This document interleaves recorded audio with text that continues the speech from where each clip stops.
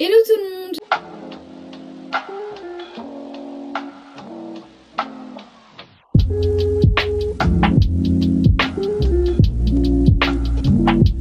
J'espère que vous allez bien. On se retrouve aujourd'hui avec une nouvelle vidéo où je vais vous parler de mes livres coup de cœur. Donc voilà, je vais vous présenter mes livres coup de cœur, les livres en fait qui m'ont marqué et que je serai capable de relire plusieurs fois sans me lasser parce que je les ai vraiment adorés. Il y a un peu de tout, il y a tout ce qui est roman, fiction, il y a tout ce qui est plus réaliste puisque c'est des vraies histoires. Ah oui, aussi il y a Crosby qui est derrière, j'ai oublié de vous le dire. Alors le livre je pense qui m'a le plus marqué l'année dernière, donc en 2019, c'est ce livre là, voilà, que j'ai dévoré, que j'ai adoré. Donc c'est le livre qui s'appelle Butterfly et qui a été écrit par Yousra Mardini. Donc c'est un livre, une sorte, oui c'est autobiographique en fait, c'est écrit façon un peu roman donc... faut qu'on accroche bien. Ça parle de Yousra Mardini qu'on voit en couverture, donc qui est une nageuse d'origine syrienne, voilà, qui a dû fuir son pays et ça raconte en fait tout son périple avec ses proches, voilà, donc notamment avec sa sœur. Elle raconte la traversée de l'océan quand leur bateau s'est arrêté en plein milieu de l'océan.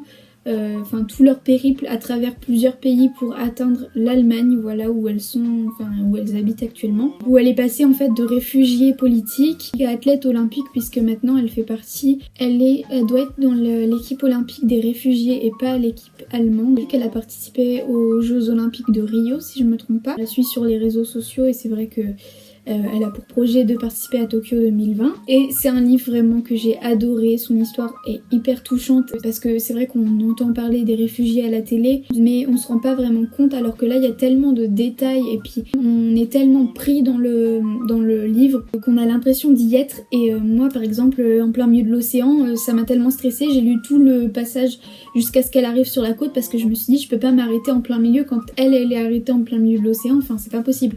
J'étais obligée de lire la suite. Donc vraiment j'ai adoré ce livre. Si on compte pas l'épilogue, il fait 356 pages mais c'est un super livre. Moi je l'ai lu en une semaine et demie, un truc comme ça.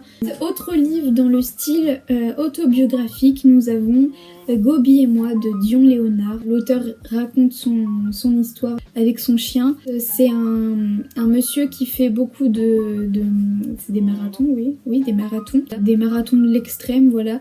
Et un jour il va faire un marathon en fait dans le désert de Gobi et il rencontre ce petit chien que vous voyez ici qui est un chien errant, un chien abandonné en fait, et ce chien va le suivre partout. Il va raconter également son marathon, sa rencontre avec donc Gobi parce qu'il a été trouvé dans le désert de Gobi, donc il l'a appelé Gobi, et également l'histoire, comment il a fait pour le ramener jusqu'à chez lui. Vraiment c'est trop touchant. J'avais pas encore Crosby quand je l'ai lu, donc c'est vrai que ça m'a touchée. Voilà. Un autre livre que j'ai beaucoup aimé, donc qui est de Julien Sandrel, donc c'est un petit livre de poche comme ça, c'est La Chambre des Merveilles. Là par contre c'est un roman, donc ça raconte l'histoire d'un garçon de 12 ans qui tombe dans le coma et sa mère en fait découvre un carnet où il marque en fait tous les rêves qu'il aimerait faire avant de mourir. Et comme il est dans le coma et qu'ils savent pas s'il va se réveiller ou mourir, et bien sa mère décide de réaliser tous les rêves en fait un peu loufoques qu'il y a dans ce carnet. Et ensuite elle va à l'hôpital pour lui raconter, et c'est une jolie histoire. Je vous raconterai pas la fin évidemment, mais j'ai beaucoup aimé ce livre, il se lit facilement, c'est un livre de poche comme ça. Ensuite, en tant que grande fan de foot, je ne pouvais que le montrer. Voilà, j'ai adoré le livre d'Antoine Griezmann, donc qui est Derrière le sourire. Il n'y a pas grand chose à dire, je connaissais déjà son histoire, mais c'est vrai qu'il y a encore plus de détails et tout dedans. Il y a des petites photos, j'ai adoré le lire, pareil, je l'ai dévoré. Il est facile à lire, il est pas très long, enfin il fait pas genre 500 pages quoi. Alors ensuite je vais vous parler d'une trilogie. Normalement c'est pas le style de livre que j'aime lire, mais alors là, je ne vous raconte pas, j'ai hâte d'être le 12 février, donc pour ceux qui savent, vous devez sûrement savoir, sur Netflix le 12 février sort deuxième en fait film de À tous les garçons que j'ai aimé. Voilà, donc j'avais adoré le premier film, je l'avais regardé, je sais pas, une dizaine de fois, clairement. Pourtant, c'est vrai qu'il y a d'autres films comme ça, genre The Kissing Booth, enfin il y a plein de trucs comme ça sur Netflix que j'ai pas forcément aimé, enfin j'ai pas accroché, mais ce film là j'ai adoré, voilà, j'ai adoré. Et donc du coup j'ai acheté en premier donc celui-ci, qui est À tous les garçons que j'ai aimé. Donc c'est Jenny Han l'auteur. Voilà, donc sachant que c'est le roman qui a inspiré le film et pas le film qui a inspiré le roman, je le dis parce qu'on sait jamais. J'ai eu du mal avec le début parce qu'en fait dans le film il y a moins de détails que dans le livre et du coup le film il commence pas de la même manière que le livre. Le livre, donc je vais pas vous raconter, mais le livre commence pas du tout de la même manière et du coup j'avais l'impression d'être dans une autre histoire carrément. Et ensuite j'ai acheté les 2 autres parce que je me suis dit il y en a 3, je suis sûre que je vais lire les 3.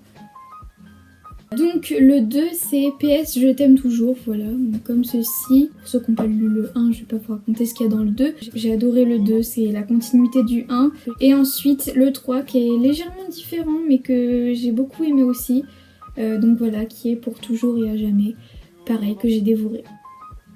Avant-dernier livre de cette vidéo, c'est le journal intime de Baby George. Et vu qu'on est en plein dans les trucs royaux et tout en ce moment avec Meghan et Harry et tout, et que moi, en tant que fan de la famille royale, j'avais acheté celui-ci, enfin je l'avais eu pour Noël je crois, pas cette année mais l'année d'avant. Et voilà, c'est un roman de Claire Bennett. C'est le journal intime de Baby George, donc en gros c'est un roman humoristique hyper simple à lire, je tiens à le préciser. Une sorte de journal de bord, journal intime, tenu par George, donc le fils aîné de Kate et William. Voilà, donc c'est encore un bébé, mais c'est vrai que c'est hyper rigolo. Pareil, j'ai pas mis longtemps à le lire, franchement il est génial. Donc si vous aimez bien la famille royale, et ben foncez parce qu'il est vraiment top. Et enfin, dernier livre de cette vidéo, et c'est un livre qui a encore inspiré une série sur Netflix. Voilà, je pense que beaucoup ont vu la série, ou au moins ont entendu parler en fait de la série. Donc c'est la série 13 Reasons Why, donc ça c'est le livre en fait qui a inspiré la série. Donc c'est un livre de Jay Asher qui parle de harcèlement scolaire, de suicide, etc. Donc si vous êtes en plein dedans, ne le lisez pas et ne regardez pas la série. Parce que moi c'est vrai que j'ai attendu d'être vraiment plus dans le cercle en fait de l'harcèlement scolaire, tout ce qui est reconstruction, etc. J'ai attendu vraiment d'être plus mature et bien dans mes baskets en fait pour regarder la série que j'ai adorée. Et du coup j'ai le livre aussi. Ça raconte, pour ceux qui savent pas, l'histoire de Clay, donc qui est en couverture, qui en fait apprend au fur et à mesure de l'histoire en fait, enfin qu'est-ce qui a poussé Anna au suicide. Elle a enregistré des cassettes avant de se suicider et elle les fait passer à chaque personne qui l'a conduite en fait à cet acte. C'est vraiment un roman bouleversant. Vraiment, si c'est un sujet qui vous intéresse et que vous vous sentez assez à l'aise ou que vous êtes entouré par vos proches pour regarder ou pour lire le livre, foncez parce que franchement c'est un chef-d'œuvre. Voilà, il n'y a rien d'autre à dire. Donc voilà pour cette vidéo, j'espère qu'elle vous a plu. Que vous avez découvert des livres qui vont peut-être vous intéresser. Si vous avez des livres dans les mêmes qui ressemblent à ceux que j'ai lus, à me conseiller, n'hésitez pas. Moi je vous fais d'énormes bisous et je vous retrouve prochainement dans une nouvelle vidéo. Bye!